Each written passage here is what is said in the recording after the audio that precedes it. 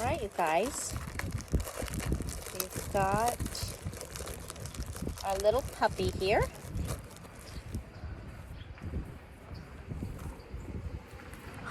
Mr. Gus. He's pretty darn ugly, if I do say so myself.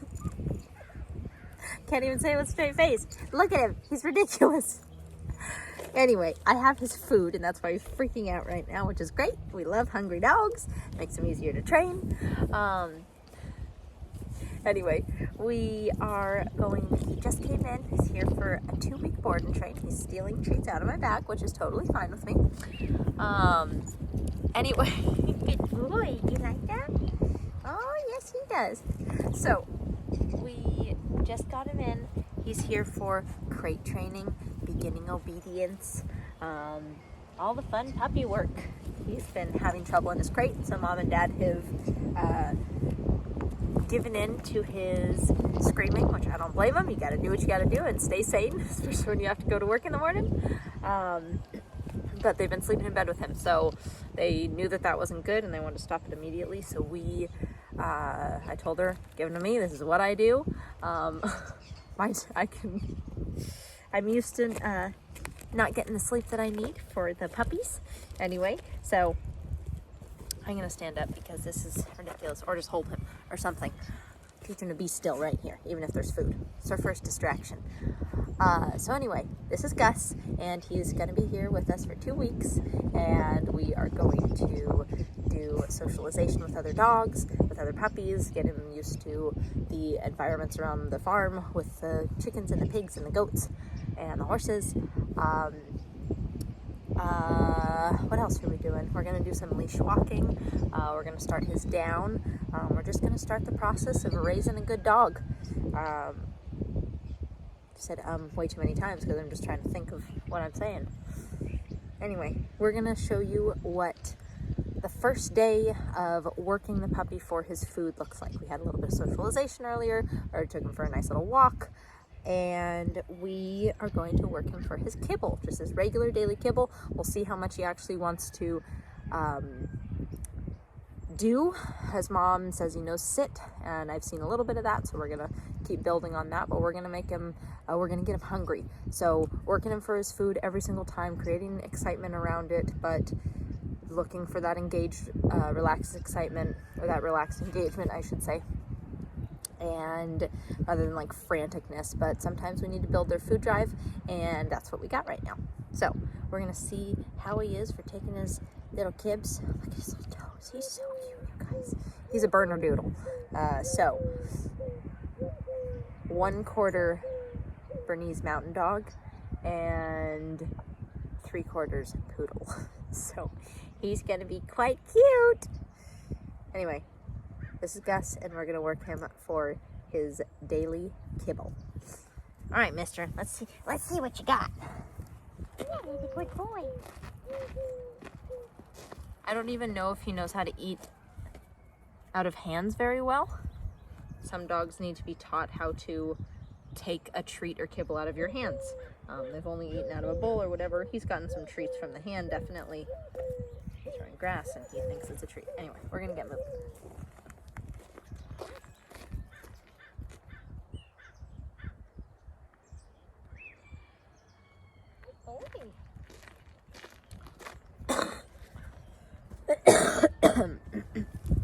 So one of the things, this little guy, his mom has also been brainwashed into that corrections are bad and you should never, say no. She's a veterinarian, so she went to behavior school and got some of that training. Unfortunately, they're teaching, this much of the, they're just scratching the surface of training and just saying like, no, that's all bad. It's like, no, let's explore this side of things. It can be bad, but you can also, we're not going to get into that topic, but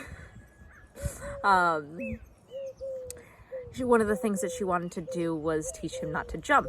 And all of my followers out there know that to stop an unwanted behavior, let's hear it, you got to correct the behavior. To teach a wanted behavior, you got to reward the good behavior. So there's corrections or punishment, and reward or reinforcement. So Anyway, right now, because we don't want to correct his jumping, we are going to be shaping him not jumping on us. So when you're feeding your food, make sure that you're feeding it at the level that he is not enticed to jump up on you. Just a little reminder before we get into our training session, because Lucy likes to talk over here rather than train dogs. Come on, mister. Good boy. Gus.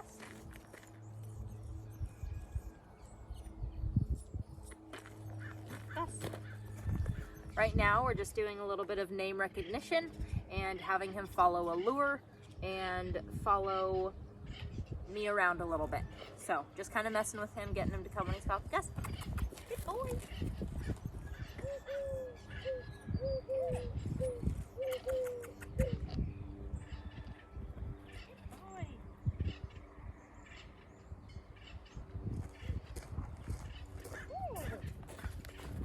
So like I said, stay low so your dog isn't inclined to jump on you. If they're jumping on their way over to you, when you meet them, make sure you put that hand down. Or don't run away so quickly and lure them over so they don't want to jump.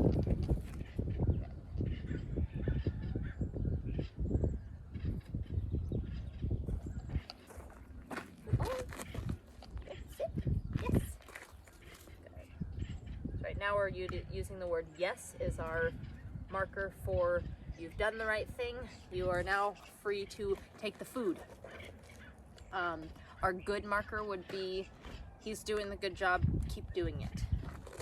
So if I wanted to use the good, good, good, good. So that's almost too much duration for him right now. Good, yes. So there I broke it up. I said one good, he was saying seated, and then we turned it into a yes very quickly. Keep moving. Good. Sit. Yes.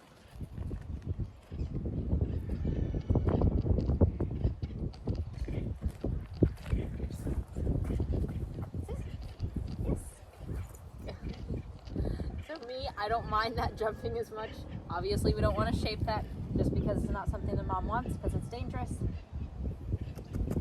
A little bit of luring to see if we can maneuver him around a bit. Good boy. We're just working him for his kibble. Good boy. Good. So here, you can also stand on your leash. So he goes to jump, he's automatically getting a little correction. And if he makes the right decision again, I can even reward him just for looking up at me and not jumping. Yes. So there, I waited until he did something else. I distracted him with that kissy noise, and then as soon as he sat, I just yesed him and had him move away. So again, I'm going to step on my leash in case he jumps. The correction isn't really coming from me, it's just the correction of the leash. And he's not pulling hard enough on this to do any damage to his throat or anything like that. Sit. Yes. To me that's just darn cute because I know how to stop jumping in about 5 seconds, but. Good boy, sit. Yes. Good.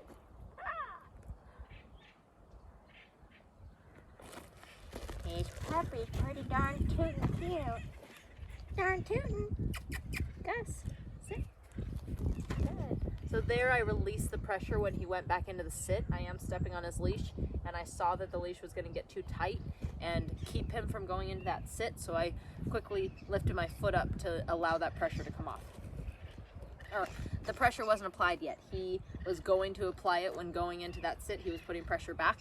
And so I came off of the leash before that happened, so there wasn't any little communication or correction there. Miscommunication, I guess. Yes? Good boy. Good. Come in. Good.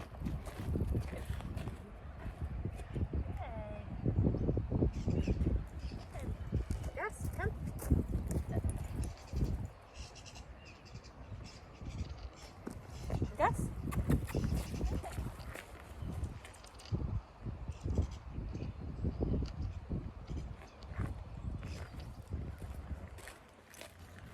And again, we are wanting to shape some of this, keeping 4 on the floor, but I'm not as worried about that right now because I know that I can stop that later. I am going to keep that in mind because she wants to do minimal corrections, which is fine. We're just shaping the right thing and only correcting in a way that he understands, doing a lot of reminding instead of just straight into correcting. But we can't keep that communication from him. Don't worry. We'll get Mom all geared up. She'll know what she's talking about pretty soon. Now, if I need advice on doing surgery, I'm not going to do it myself. I'm going to go to her, the professional.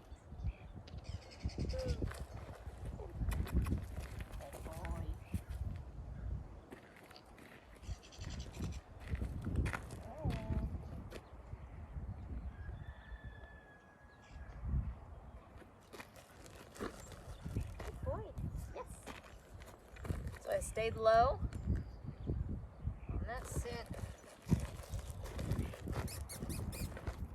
Stepping on that leash. Yes. Good. Just in case he gets up. Sit. Yes. He likes to lead with his paws. Like his fat paws. He's dropping a little keeps.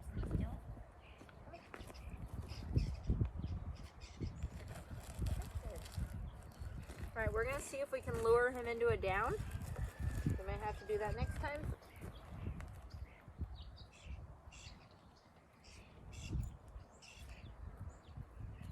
Oh, he was almost there, so I may reward that try. So I rewarded for that sit, just so he doesn't get frustrated and want to give up. I'm not saying anything to him about what the word is. Good. So I rewarded that little try. Even though he backed up before I got that reward to him, I wanted him to know that that was the right direction.